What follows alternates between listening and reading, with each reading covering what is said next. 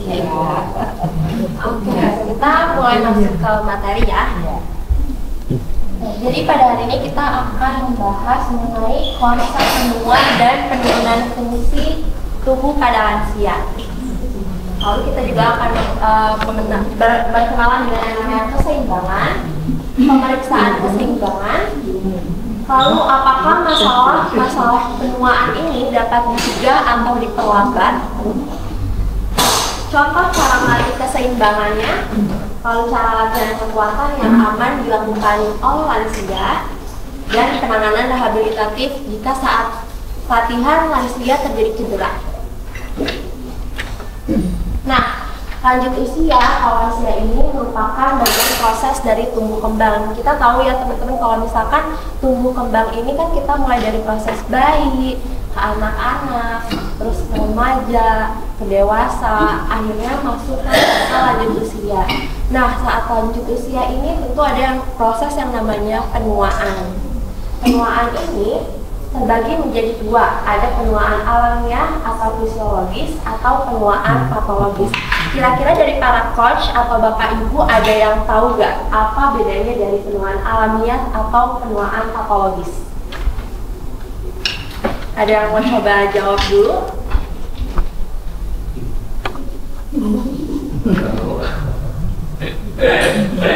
Nggak apa-apa. Menurut pendapat aja nih, kira-kira dari mananya ada yang bisa nebak-nebak nggak? Coach mau coba jawab? Penuaan alamiah, fisiologi. Coba ya, penuaan alamiah, fisiologi. Kalau fisiologi secara fisik, ya berarti secara fisik. Kalau penuaan patologis itu kayak usia metabolik, bukan sih? Oke, nanti kita jawab ya.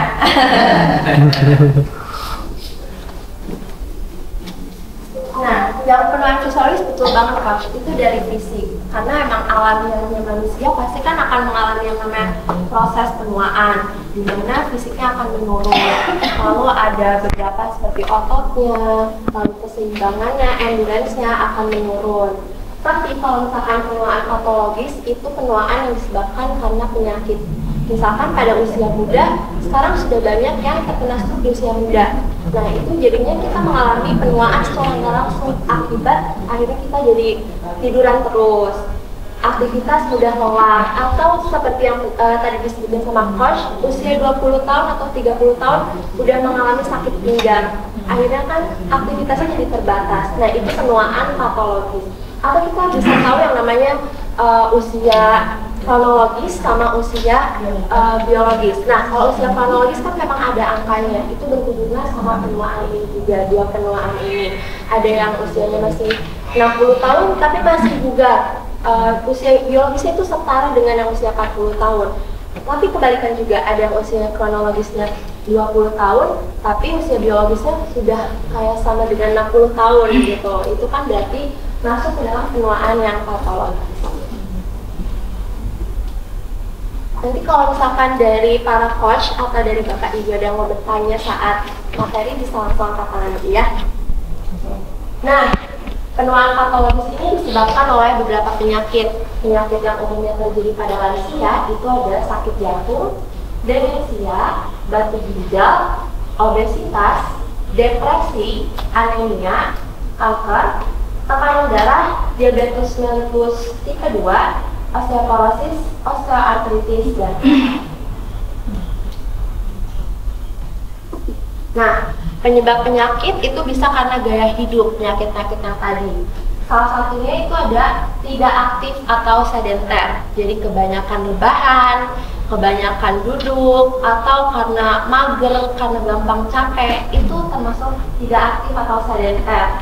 Tidak rutin berolahraga. Nah, berolahraga itu bisa kardionya boleh, dikombinasi dengan latihan kekuatannya lebih bagus lagi. Ada pola makan tidak teratur dan mengalami malnutrisi.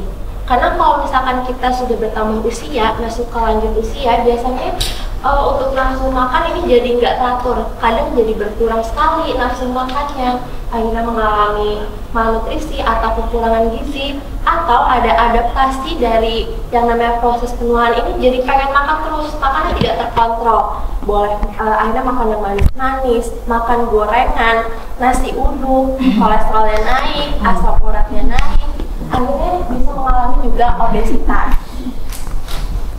Lalu memiliki gangguan tidur dan pola tidur yang buruk. Di sini mungkin ibu-ibu atau bapak-bapak ada yang susah tidur nggak? Biasanya susah tidur ya ibu. Terus pola tidurnya jadi bagus apa enggak? Pola tidurnya jadi bagus apa enggak? Atau jadinya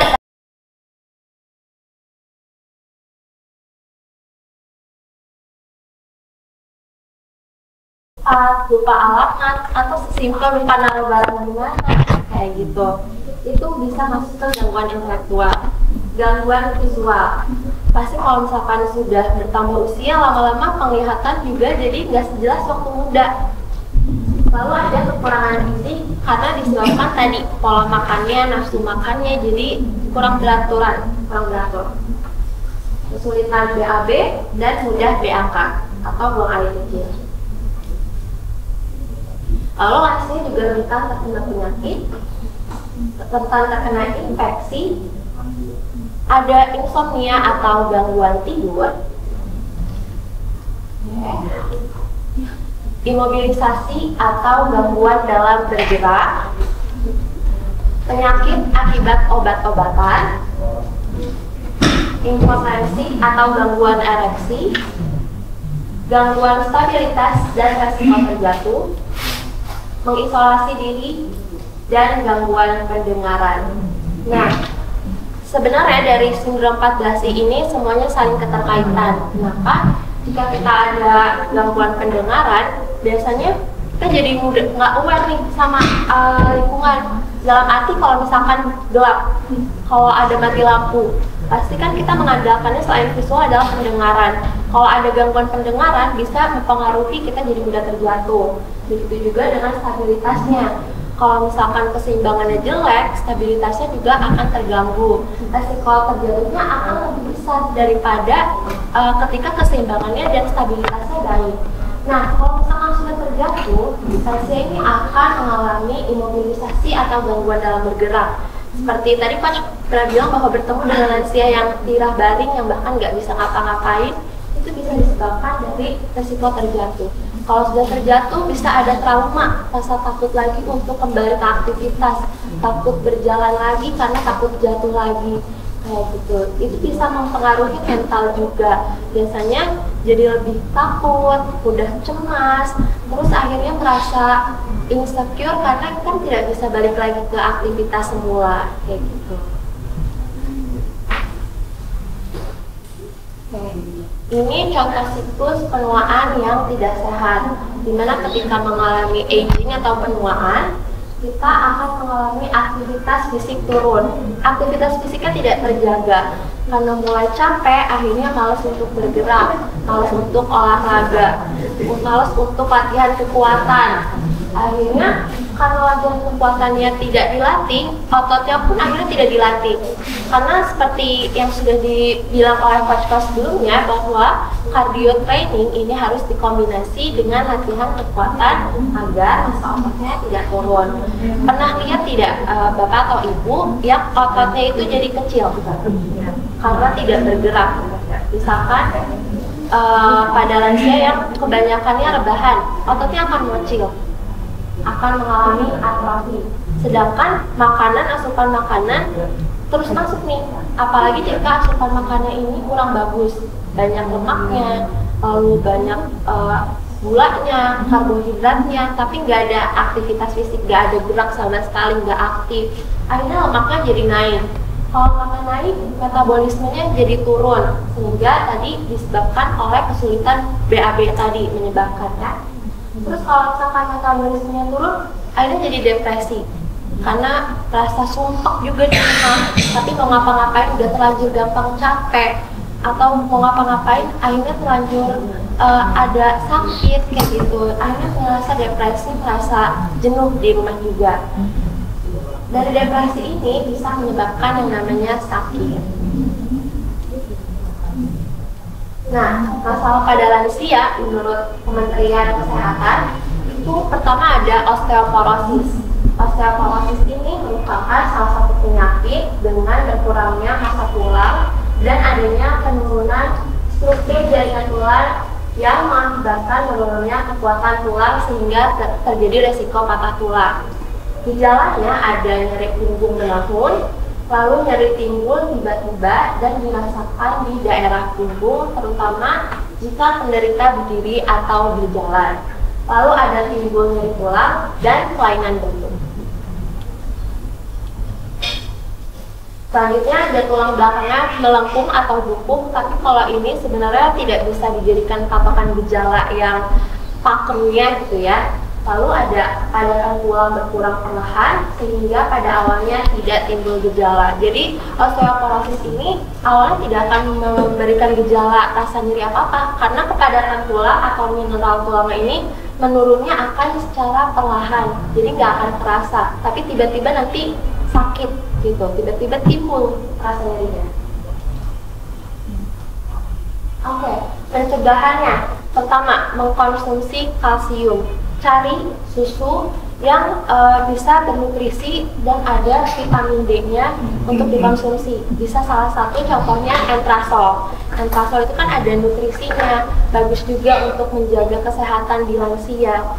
Sehingga aktivitas juga kalau misalkan konsumsi kalsiumnya baik, maka aktivitas juga bisa dibantu untuk penguatannya dari dalamnya, dari internal tubuhnya. Lalu ada makanan bergizi seimbang.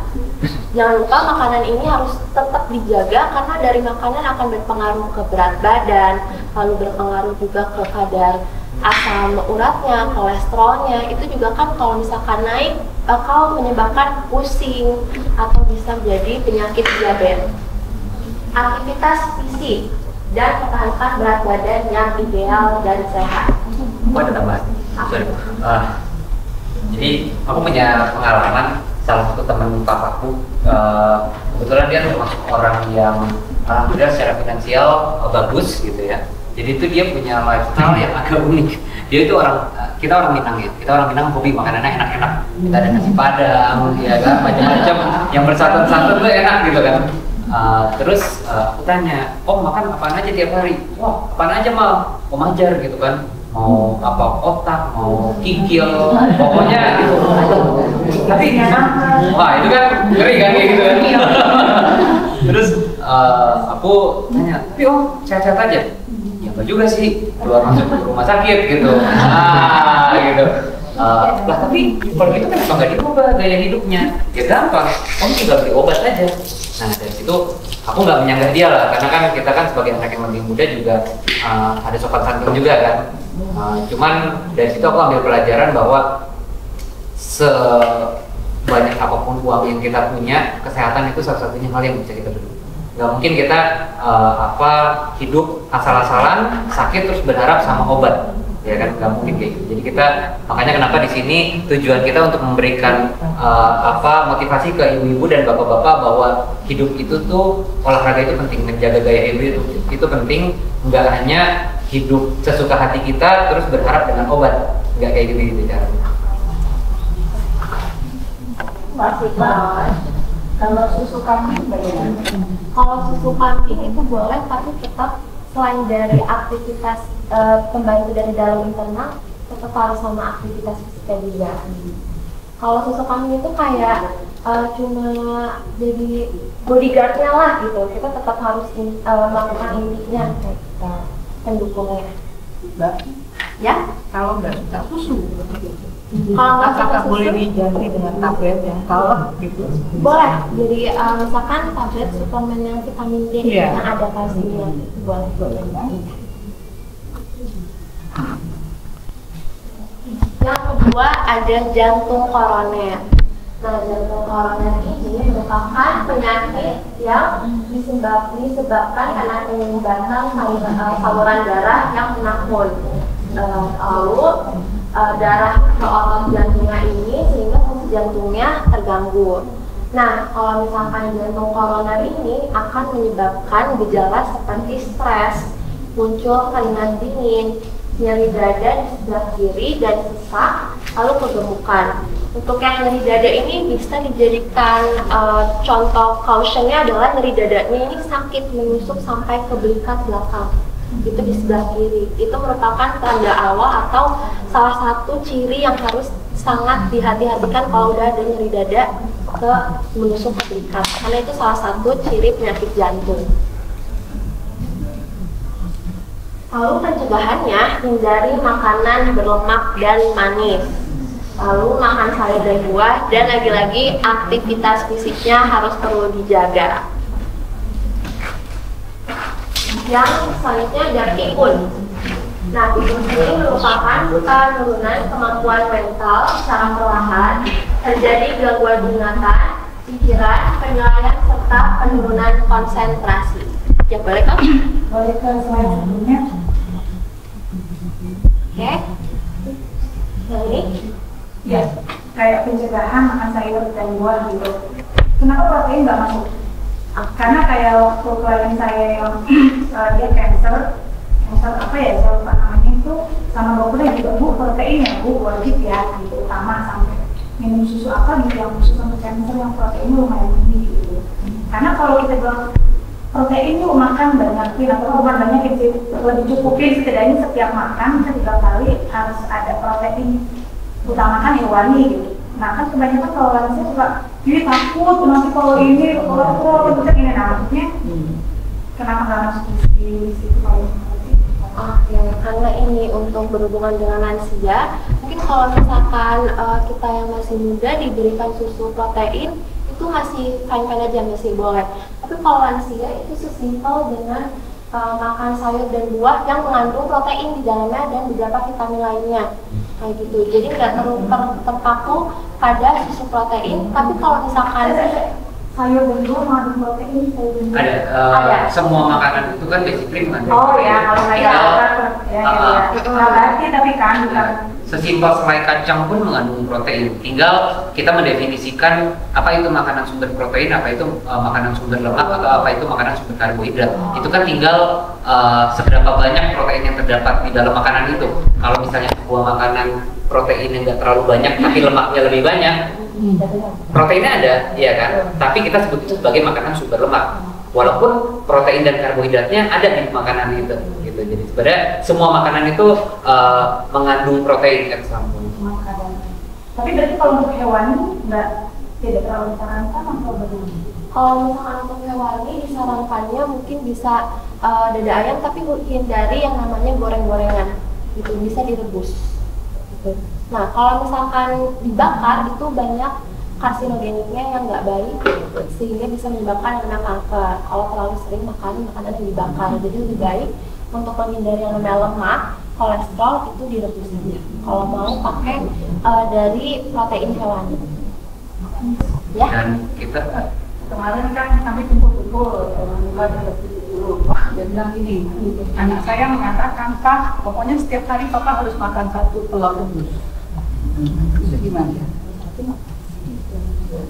sebelumnya aku pengen poin yang sebelumnya dulu ya. Aku pengen menjelaskan kenapa di sini ditekankan dari makanan berlemak dan manis juga. Karena kita tahu kita di sini Indonesia ya. Indonesia kita tahu makanannya seperti apa. Kita termasuk negara dengan makanan paling enak. Kalau menurut aku sih gitu ya dibandingkan di luar negeri. Cuman nggak bisa dipungkiri juga makanan enak biasanya didampingi dengan ya nutrisinya yang agak nggak balance ya.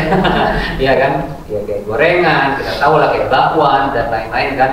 Makanya kenapa di sini yang ditekankan makanan berlemak dan manis, karena biasanya makanan berlemak dan manis itu di Indonesia terutama diprosesnya kurang baik. Lain cerita kalau kita ngomongin seperti alpukat itu kan sumber lemak yang baik ya kan, itu bagus. Cuman kalau udah dicampurin alpukat, campur susu kental manis, itu di jus, itu kan udah lain cerita kan. Segar tadi. Nah, iya. Kalau lansia itu telur itu boleh dimakan kuningnya nggak sih? Kolor itu boleh dimakan. Nah, kalau tubuh kita mau sekitar 6 kan hal itu boleh. Boleh, karena kan ada proteinnya, kulitnya juga nggak apa-apa dimakan, asalkan mungkin dalam jangka konsumsi telur itu jangan terlalu sering. Kalau mau sering mungkin bisa putihnya aja. Jadi telurnya yang lebih Mungkin banyak. sehari 1 boleh. Iya, gitu. Kalau misalkan maunya 2 kali atau 3 kali berarti lebih ke putih telur aja. Balik lagi, coba jangan dilihat sebagai oh satu makanan boleh atau enggak. Kayak seakan-akan satu makanan itu jelek, satu makanan itu bagus. Yang dilihat itu sebenarnya porsi keseluruhan dalam satu hari, ya kan? Yang jahat itu bukan makanannya, tapi porsinya. Gitu. Kayak kita kan selalu menganggap gula itu jahat, ya kan? Dalam konteks orang kita sebagai orang Indonesia yang mayoritas makanannya gula, nasinya berlebih, ya kan? Nanti ada campur tahu balado dan lain-lain, ya kan? Belum pakai bihun, ya kan? Itu jadi ya nasi padang. Itu kan jatuhnya jadi jahat, bukan karena nasinya yang jahat, karena porsinya yang terlalu berlebih. Jadi kita coba melihatnya lebih objektif, bukan menyalahkan satu makanan itu jahat atau enggak, tapi bagaimana porsi overall kita secara keseluruhan dalam satu hari. Saya tanya, Boleh. saya tanya makan sayur dan buah itu bagus mana? Di blender, di jus, atau makan begitu saja? Itu mana yang lebih baik? Oke, kalau misalkan sebenarnya mau di jus atau di blender asal tidak ada tambahan lain, tambahan gula atau tambahan susu itu bagus dua-duanya. Bedanya kalau misalkan ditambah tuh. kalau kalau misalkan Lansia sendiri kan biasanya ada yang giginya udah mulai ompong-ompong gitu ya. Kalau itu bagusnya di jus. Tapi kalau misalkan kita masih kuat mengunyah, itu lebih bagus dikunyah langsung gitu. Sekaligus untuk melatih juga kan giginya juga kan jadi otot-otot di mulutnya jadi bergerak, kontraksi ada bekerja juga, jadi lebih bagus langsung dikunyah gitu. Yang penting nggak ditambahin gula atau misalkan butuh yang asin-asin garam. Selain itu kenapa ditekankan untuk makan sayur dan buah, karena untuk lansia kan nafsu makannya itu mulai menurun, mulai acak-acakan. Jadi yang penting masuk makanan apa aja, yang enak, yang penting masuk ke makan. Sedangkan kita lupa kalau itu harus dijaga porsinya dan kandungannya juga harus dijaga. Makanya di sini lebih ditekankan makan sayur dan buah, karena pada lansia tadi ini udah nggak mikirin makan apa aja, yang penting masuk gitu, karena nafsu makannya mulai berubah ya. Masuk ke pikun tadi. Nah, yang pikun ini mulai memiliki gejala seperti mulai lupa. Iya boleh. Kan manusia itu kan lansia itu kan sel-selnya sudah banyaknya rusak ya karena penuaan. Nah, salah satu fungsi protein itu adalah untuk mengganti sel-sel yang rusak. Saya setuju pertanyaan tadi, kenapa tidak masuk di pencegahan itu komponen atau ada pelajaran sesudah ini yang Oh bukan, ini hanya lebih yang ditekankan. Kita nggak bilang protein itu bukan menjadi prioritas. Kita hanya mengatakan bahwa berbaiki lebih ke arah, kan biasanya sumber utama permasalahannya itu kan makanan yang asal-asalannya, bukan yang lemak sama gula-gulaan gitu kan. Kita protein itu juga bagus Ibu, karena kan protein itu kan salah satu building block atau kayak semennya lah untuk bangunan gitu ya, untuk memperkuat otot kita. Dan aku memang sangat menyarankan protein juga dari sisi personal trainer. Bukan berarti hanya karena tidak ada, bukan berarti tidak baik. Balik lagi untuk kita yang masih muda-muda, yang tujuannya untuk muscle building, mungkin protein yang sangat banyak dibutuhkan untuk memperbanyak otot sebanyak-banyaknya ya Coach ya, untuk kita yang tujuannya untuk muscle building, membentuk otot, untuk estetika badan. Cuman kalau untuk yang lansia, harusnya dengan makanan sehari-hari ya, kan tetap kan ada asupan daging, tetap ada asupan ikan dan lain-lain, itu harusnya sudah cukup untuk mempertahankan otot yang ada. Gitu.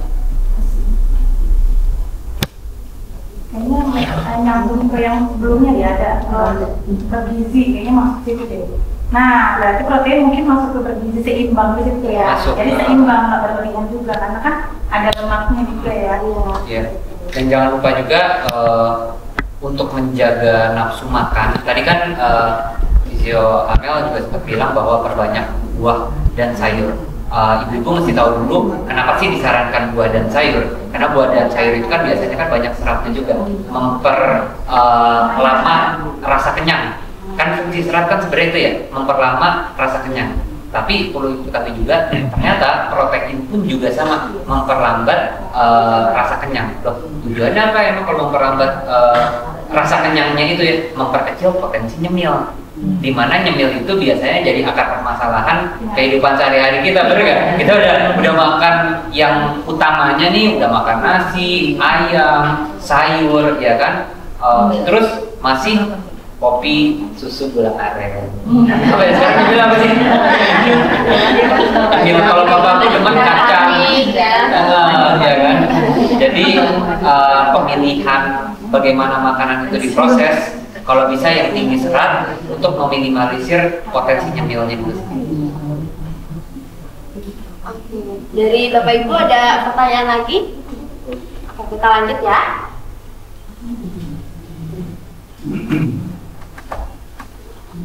Oke, pertama ini selanjutnya ada mood. Gejalanya yaitu mulai lupa dengan waktu, susah mengingat orang, tempat, dan benda serta lupakan kejadian yang dialami. Lalu kesulitan dalam menemukan dan menggunakan kata yang tepat, sering mengulang kata atau pertanyaan. Pasti kita pernah nemuin nih kalau misalkan beberapa lansia tiba-tiba lagi sore hari atau malam hari tiba-tiba udah serapi siang, pas ditanya mau kemana, mau belanja ke pasar, padahal itu udah malam hari kan gitu. Itu bisa masuk ke salah satu gejala pikun. Atau ada beberapa orang tua, dulu saya punya kakek saya suka tiba-tiba keluyuran keluar tapi beliau lupa pulang karena lupa juga alamat rumahnya gitu, lupa alamat rumahnya, lupa juga lagi ngapain keluar gitu. Jadi memang nggak ada tujuan apa-apa keluar, karena memang pikirannya juga sudah menurun dan kognitifnya juga menurun. Untuk pencegahannya ini bisa dilakukan dengan mengasah otak dengan kegiatan yang positif, mengembangkan hobi dan kegiatan yang bermanfaat, beraktivitas fisik, atau makan bergizi seimbang. Sebenarnya untuk mengasah otak dengan kegiatan positif ini sesimpel dengan rutin ketemu dengan teman-teman aja, melakukan aktivitas di luar, kayak ada komunitas itu bagus sekali karena dengan mengobrol itu ada interaksi dua arah gitu. Kita menanggapi topik obrolan dari teman itu dengan berpikir, menggunakan kognitif, mengasah otaknya biar lebih aktif.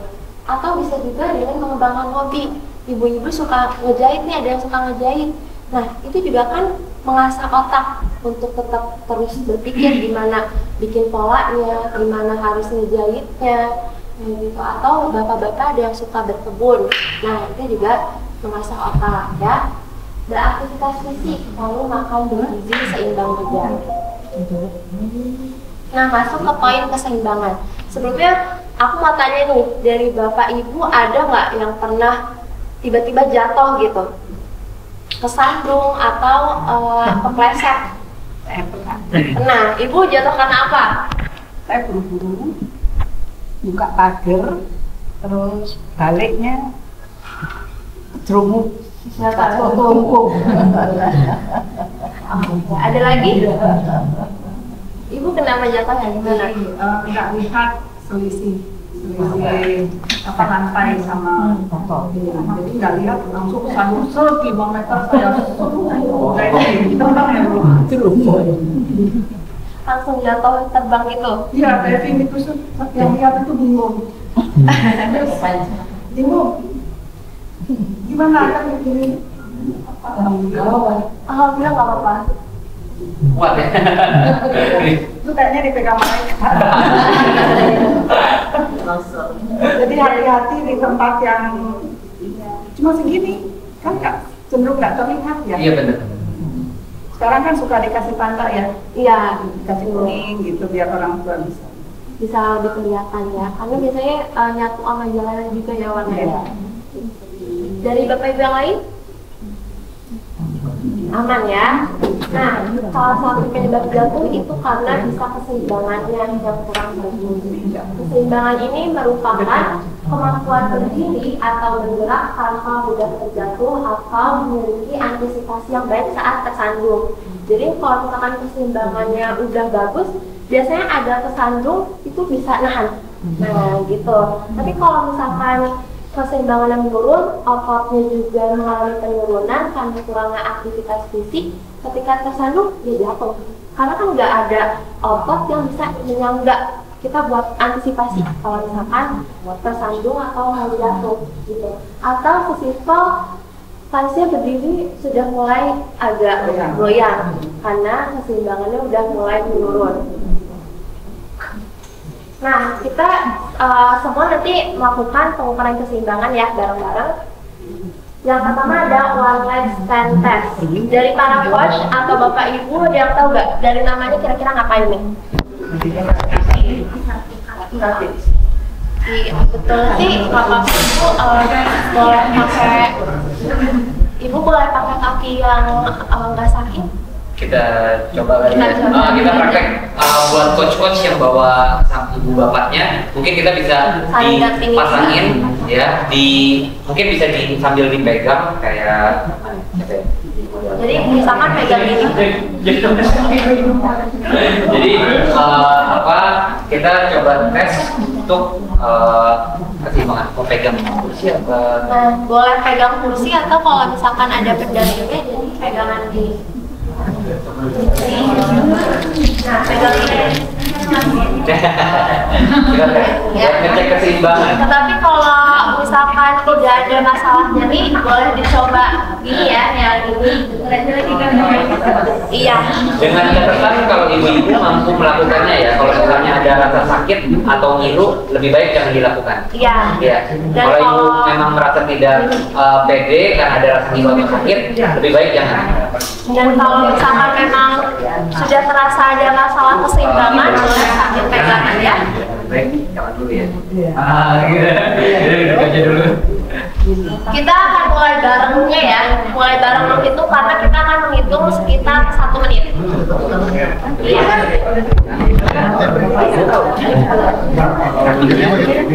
Satu, tahan selama 30 detik. Mungkin ini kali ya, tahan selama 30 detik. Kalau ya, coba pegangannya pelan-pelan di bawah. Tadi di sini aja, tangannya di sini, ya kan? Tapi jangan di sentuh. Buat menjaga keseimbangan. Ya, menjaga. Tahan. Jadi itu sekuatnya. Kita mulai ya, bareng-bareng ya. Oke, kita mulai.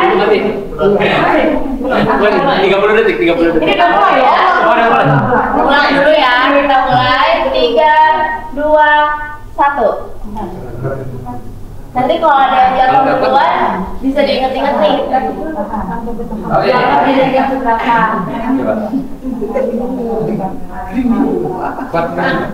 Masuk ke 15 detik.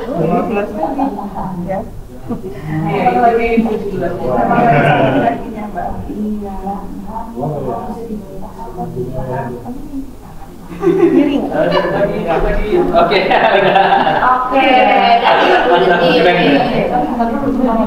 Gimana, ada yang lebih dari 30 detik nggak Bapak Ibu? Ada yang nyampe? Susah. Nyampe? Masih ini kuat. Jadi satu dulu aja nanti. Lulus. Emang lagi sakit, Mas. Oh, sakit. Dua-duanya. Balik umroh kemarin. Kuncinya sebenarnya Tadi gak lama cara lepas. Apa ibunya sama kalau aku kakinya tuh jangan terlalu lurus seperti ini, jangan terlalu lurus tapi ada sedikit. Yang diangkat itu. Yang lurus seperti ini. Jadi dikasih angkat sedikit. Oh yang Cuman balik lagi itu bisa diharapkan kalau kita punya otot yang cukup kuat untuk menopang gerakan tersebut. Itu poinnya kenapa di sesi hari ini kita pengen ngasih unjuk bagaimana sih cara melatih kekuatannya supaya ototnya kuat untuk melakukan gerakan-gerakan tersebut. Karena kan yang menopang badan kita kan otot, gitu. Nanti bisa sih. Kita ngangkat ini coba kan dia. Oh iya. Kalau ngangkat dari apa yang Kita ke belakang. oh, Jadi poinnya itu kita menjaga keseimbangan, ya kan? Di situ kan kita bisa menilai bahwa problemnya kenapa nih? Oh, tidak seimbang. Biasanya kan problemnya karena ototnya tidak pernah dilatih. Karena kan keseimbangan itu kan karena kita melatih koordinasi badan kita.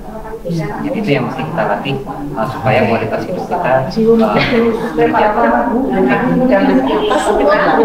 Iya, Itu keseimbangan. itu untuk mengetes saja bahwa keseimbangan ibu sebenarnya sudah cukup baik atau tidak. Kalau misalnya memang keseimbangan masih di bawah rata-rata, berarti kan kita bisa melakukan bagaimana nih caranya tindakannya seperti apa. Nanti kita perkuat ototnya melalui latihan-latihan yang nanti akan aku jelaskan. standarnya 30 detik. Iya, itu tadi udah berapa? Udah semenit? 20 menit. 20 menit.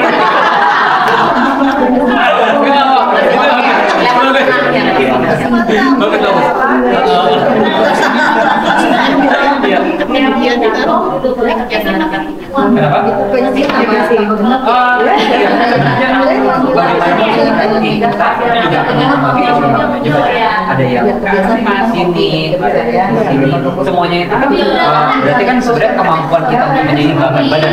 Cuman yang paling mudah ya artinya di sini, ya kan. Cuman kan bisa orang pengen kayak begini, atau kayak begini, atau kayak begini, atau kayak begini, ya bisa aja. Itu kan hanya disesuaikan aja. Cuman yang paling gampang itu kan sebenarnya yang ini kakinya pas di bawah badan kita. Ini yang paling gampang.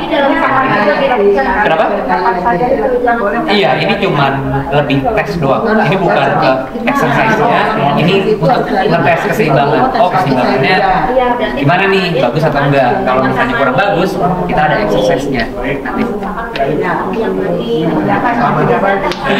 Cukup Pak, itu mah udah lewat dari setengah. Iya, kopi hangat enggak panas kan?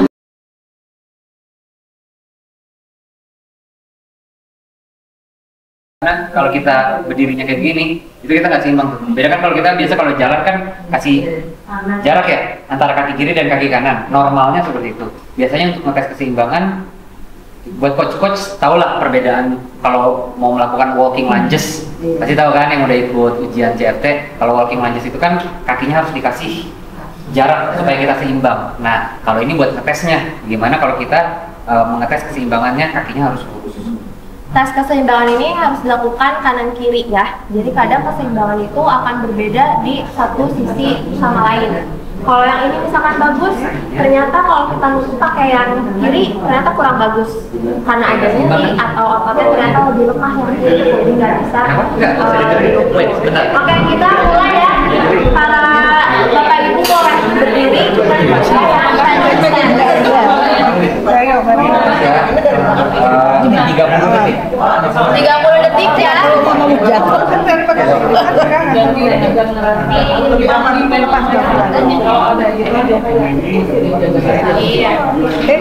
boleh kan gini boleh. Untuk Kita mulai ya. 3, 2, 1. Aman, aman. coba.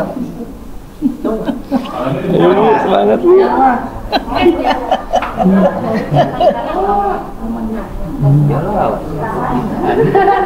Kembali ke kiri ya, kiri ke depan. Coba yang kiri pada. Harus di depan itu. Udah 30 detik.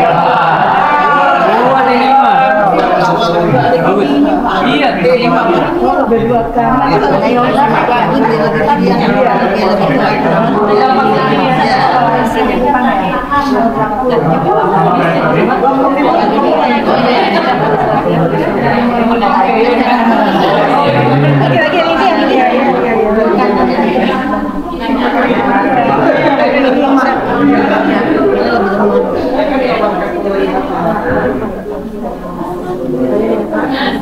30 detik Bu, lanjut terus. Lagi. Harus 10. Yuk 20 lagi. Dikit lagi, yuk. Yuk dikit lagi. Yuk 10 lagi Bu. Ayo Bu. 10 lagi. Yuk dikit lagi. Oke. Mantap. Mantap, masih kuat. Iya, sehat. Pernah minum nggak?